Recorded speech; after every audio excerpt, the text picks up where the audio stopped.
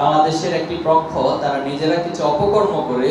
সে দায় চাপানোর রাজনীতি ছাত্র শিল্পের উপর চাপিয়ে দেওয়া অথবা বাংলাদেশের যারা সুস্থ ধারার রাজনীতি চর্চা করেন তাদের উপর চাপিয়ে দেওয়ার একটি মানসিকতা এবং সেটা ওপেন ঘোষণা দেওয়ারও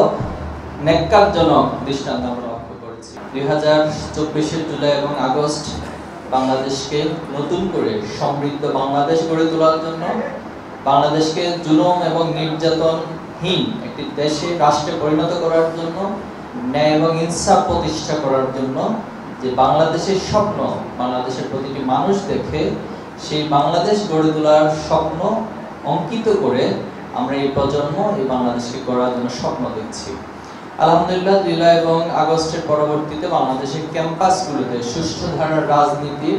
একটি দৃশ্যমান পরিবর্তন আমরা লক্ষ্য করছি এবং এক্ষেত্রে ইসলামী ছাত্র শিবিরের পক্ষ থেকেই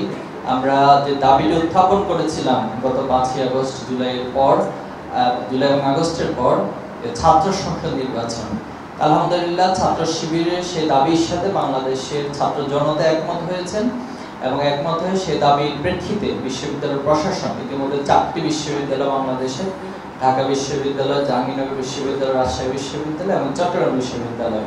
এই 4টি বিশ্ববিদ্যালয়ে ছাত্র সংসদ নির্বাচন অনুষ্ঠিত হয়েছে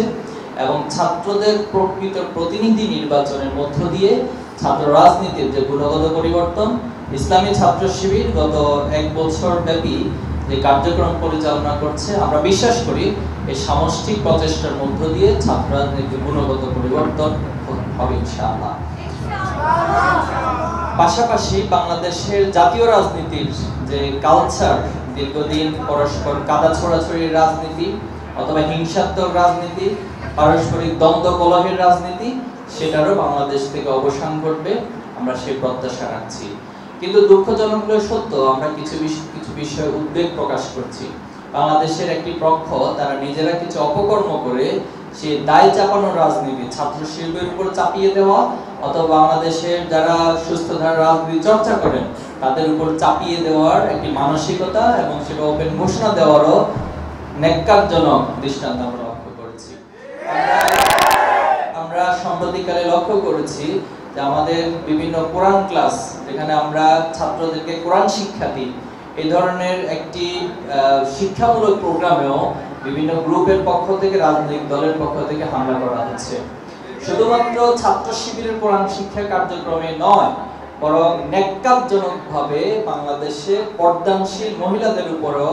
বিভিন্ন জায়গায় কোরআন তালিম অবস্থায় অথবা তাদের রাজনৈতিক যে অধিকার রয়েছে, রাজনৈতিক যে প্রোগ্রাম করার তাদের অধিকার রয়েছে সাংবিধানিকভাবে, সেই ধরনের প্রোগ্রামগুলোতেও বিএনপি এবং ছাত্রদল সহ যুবদল সহ বিভিন্ন সন্ত্রাসী গ্রুপ হামলা চালাচ্ছে।